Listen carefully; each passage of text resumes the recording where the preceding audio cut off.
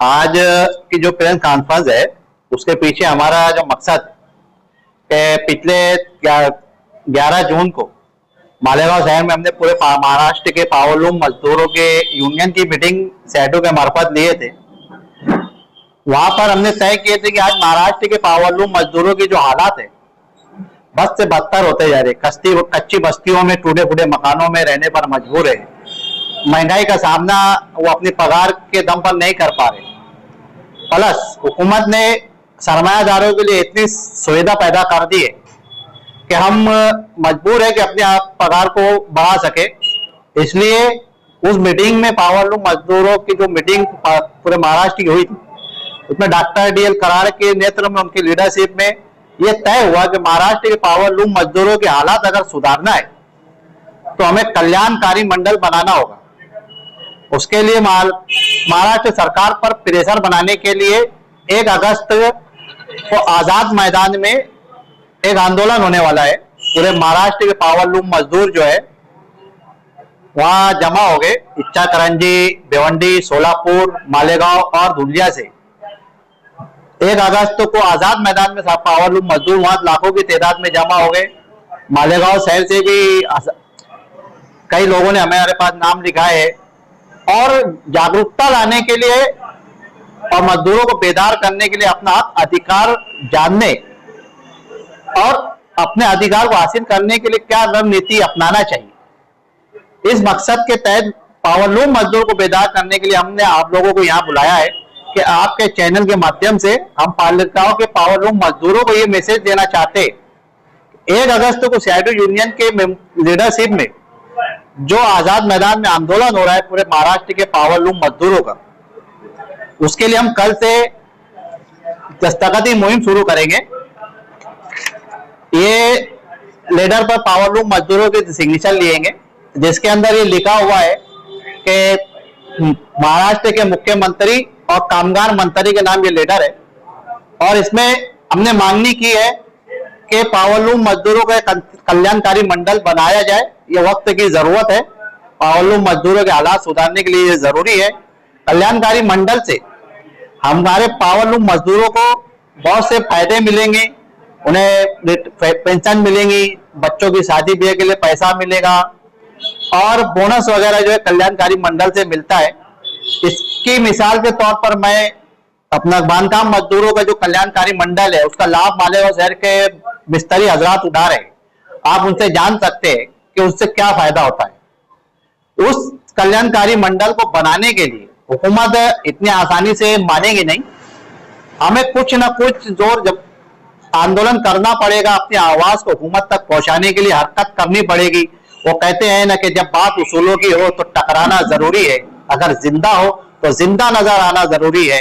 मालेगांव शहर के मजदूरों को भी हम ये बात बताना चाहते हैं कि हुकूमत को ये बताना होगा कि मालेगांव शहर का मजदूर मरा नहीं है, सोया नहीं है। हाँ, वो हालात का मारा है, 12 घंटे ड्यूटी करने के बाद वो थक जाता है, अपने हक अधिकार को नहीं जानने की वजह से वो आवाज नहीं उठा पाता। लेकिन अब हम उन्हें उनके अधिकार बताएंगे और बताएंगे कि हुकूमत उनका कल्याणकारी मंडल बनाने की पाबंद है कानून के मुताबिक बस। और इसके लिए हम आपका साथ देने के लिए तैयार है। मैं पावरलूम मजदूरों से सिर्फ इतना कहूंगा कि आप हमारे साथ चले, हमारे कंधे से कंधा मिलाए। ये आपकी अपनी लड़ाई है, आपके अधिकार की लड़ाई है, इसका यूनियन से कोई ताल्लुक नहीं है, कोई यूनियन का इसमें कोई फायदा नहीं है। ये जब भी कल्याणकारी मंडल बनेगा हमारा भी फायदा होगा, हमारे आने वाली नस्लों का भी फायदा होगा, हमारे बच्चों का मुस्तकबिल सुधरेगा। क्योंकि कल्याणकारी मंडल में जब रजिस्ट्रेशन होता है, कल्याणकारी मंडल जब बनता है उसमें एक रजिस्ट्रेशन होता है।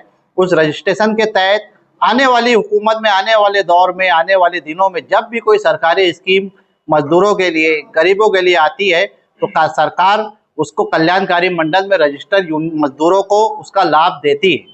इसी के साथ पावरलूम मजदूरों के कल्याणकारी मंडल में की जो सुविधा है वो कामगार की बीवी, कामगार के बच्चे, कामगार की अम्मी और उसके अब्बू, ये एक परिवार को मेडिकल की सहूलत मिलती है।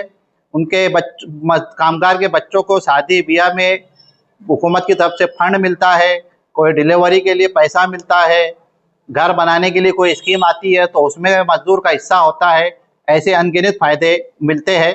लेकिन सरकार इतनी आसानी से ये नहीं देगी, आप सरकार को जानते हो। इसलिए मैं पावरलूम मजदूरों से एक बार फिर विनती करूंगा कि कल से हम लोग आपके बीच में आएंगे, हमारे लोग होंगे, आपसे दस्तखती मुहिम के जरिए हम आपसे जुड़ेंगे ताकि आपका जाति लेटर सीएम तक पहुंचे और सरकार जागरूक हो। ठीक है, एक मिनट ओ थोड़ा हो, हाँ 2 पीस।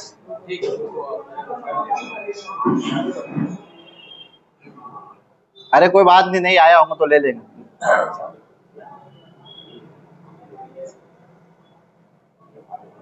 पिछले मानसून इजलास में मालेगांव शहर की पावरलूम सनत जो है उसकी जहाँ से प्रोडक्शन होता है साइजिनों का मुद्दा उठाया गया कि इसकी वजह से माहौल खराब हो रहा है, मालेगांव शहर की आवाम बीमारियों में मुब्तला हो रही है, तो इसको किस नज़र से आप देखते हैं?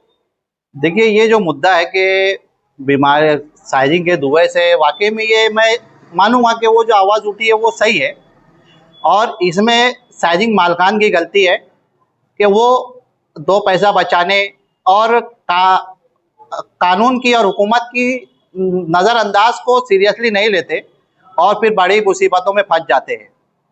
लेकिन हम साइजिंग कामगारों को ये कहना चाहते हैं कि वक्त से पहले अपनी तैयारी कर ले, क्योंकि पिछले टर्म में भी जब एक व्यक्ति ने, मैं नाम नहीं लूंगा लेकिन जानते हैं लोग कि साइजिंग के ऊपर मुद्दा आया था, तो उस व्यक्ति के करते 28 साइजिंगों को बंद करने का आदेश कलेक्टर की तरफ से, ग्रैंड ट्रिब्यूनल की तरफ से कलेक्टर को आया था। हमने भी वहां जाकर नुमाइंदगी की और कलेक्टर को कहा कि भाई 28 साइजिंग जो बंद हो रही है उसमें जो काम करते हैं उनके रोजगार का मसला है, तो उसका क्या। तो कलेक्टर ने मुझे कहा था कि भाई आप उनका डेटा ला कर दो, मैं उनको हुकूमत की तरफ से कुछ ना कुछ फायदा दूंगा। लेकिन साइजिंग मालकान जो है कामगारों का रजिस्ट्रेशन नहीं रखते, वो हम ये बता नहीं सकते कि हम कामगार हैं या क्या काम करते हैं, क्या काम करते हैं। जैसे मिसाल के तौर पर अगर एक डॉक्टर है तो उसके पास डॉक्टरी का सर्टिफिकेट होता है, हुकूमत को पता होता है कि ये मेडिकल लाइन में खिदमत कर रहा है। एक वकील है, उसके पास LLB की डिग्री होती है, हुकूमत से मंजूर शुदा, हुकूमत को पता होता है कि ये व्यक्ति जो है कानून में लोगों की मदद कर रहा है। लेकिन पावरलूम मजदूर क्या, उसका कोई डॉक्यूमेंट नहीं होता, उसकी वजह से वो लाभ नहीं मिला। तो मैं साइजिंग मजदूरों से स्पेशली कहना चाहता हूँ कि वक्त रहते आप यूनिट हो जाओ, एकजुट होकर। CITU यूनियन आपकी हर लड़ाई लड़ने के लिए तैयार है, आपकी हर लड़ाई लड़ने के लिए हम तैयार है, और आप हमारे साथ आओ, हमसे जुड़ो, हम साइजिंग मजदूरों की लड़ाई लड़ने के लिए तैयार हैं। तो क्या पावरलूम मजदूरों की लड़ाई भी आप लड़ेंगे? और जो कारखानों में संडास बाथरूम का नज्म नहीं है, फायर का बाटला नहीं है, बस बॉक्स नहीं है, तो क्या इसके ताल्लुक से भी आप कुछ कोशिश करेंगे? बिल्कुल, अगर हमने यूनियन बनाया तो ये हमारा अधिकार है, हमारा फर्ज बनता है कि हम कामगारों को सहूलत पहुंचाने के लिए हर मुमकिन कोशिश करें। लेकिन हमको जो दिक्कत आती है वो ये आती है कि मजदूर हमारे साथ बुनियादी तौर पर नहीं जुड़ता। मैं ऊँट पे बैठकर बकरी अखालने वाला काम नहीं करूँगा कि हम ये करेंगे, हम वो करेंगे। हमको करने के लिए एक ताकत चाहिए। आज सरकार जो है लेटर से और इससे नहीं जागती, उनको यूनिटी में ताकत बताना पड़ती है, सरकार को हिलाना पड़ता है। इसकी एक मिसाल किसानों का आंदोलन है। तो आज हमारे साथ मजदूर नहीं है, मजदूर अगर हमारे साथ जुड़ता है बुनियादी तौर पर तो हम उसके अधिकार को दिलाने के लिए तैयार है। संडास बाथरूम का जो नज्म है ये हमारे शहर के सरमायादारों की बेईमानी है।